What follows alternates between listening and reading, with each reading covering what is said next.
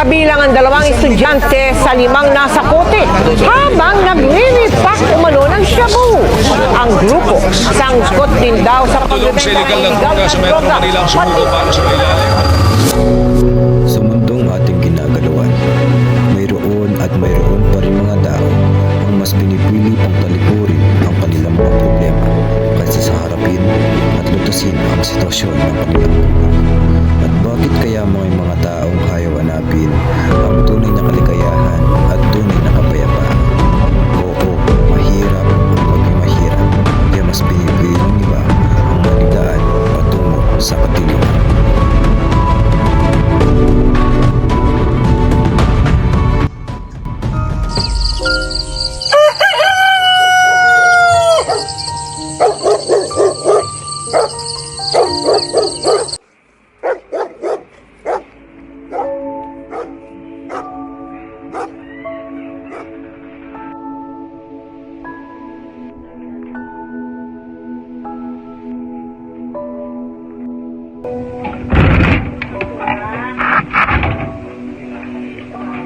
Ma!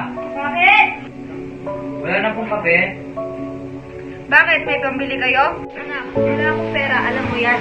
At saan naman ako kukuha ng pera, ha? Magdamag kong inaalagaan dito tatay mo. Hindi naman pwedeng magbantay yung kapatid mo. Nag-aaral din yun.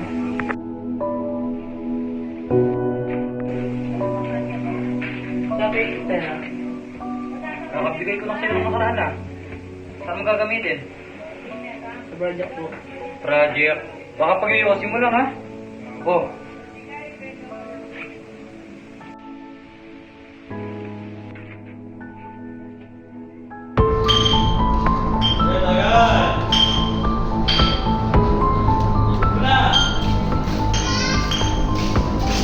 Isang kilo raw dapat ang bibilhin ng kunwaring fire. Pero nang tingnan ang loob ng dalawang sasakyan ng mga suspect, parang hindi umano'y o hindi umamoy ang illegal na droga. Pre, nandiyan ka pala. Pagod na naman. Sabi ka muna. Kaya alam mo ba, pre, nasagitan ako ng oras ng mga magulang ko. Pre, isa lang ang solusyon dyan. Pre, bigyan mo ng sample. Hindi ko magagawa, pre. Sige na pre, bihira lang to. Kahit na, pre. Pre, isang beses lang to pre. Subukan mo naman. Sige na nga, pre. Sino, pre? Uwi na ako, pre. Baka mawala ko ng pre. Sige, pre.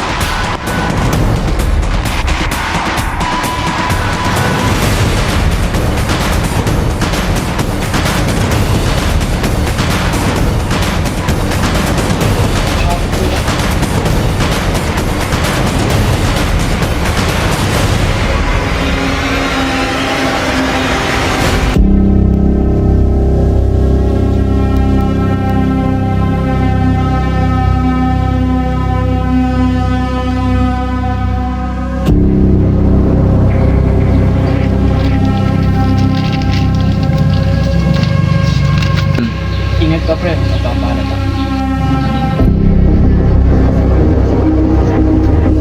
Ano, Maris? Ito pa lang Wag! Siguradong tayo ang mapapahamak dito.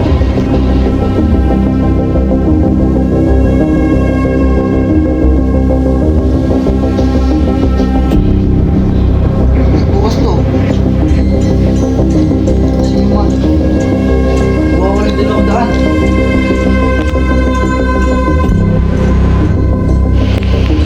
Ron, ikubok mo na pera ko dito. Hindi po kuya. Yung totoo. Tsaka, ba't ganyan yung mukha mo? Ano to? Kailan ka natutunan ka to? Ha? Kuya, pasensya na. Amin na ako. Na-influensya na po ako ng mga kaibigan ko. Ron naman, alam mo naman gipit na gipit tayo sa buhay, di ba? Yung tatay natin malapit na mamatay.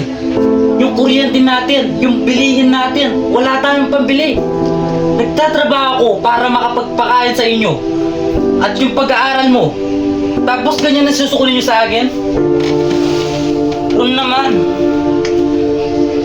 alam mo naman ganito ang buhay natin, di ba? Pasensya na po, kuya. Handa po akong magbago. Mapatawad mo lang po ako. Sige, patatawarin kita.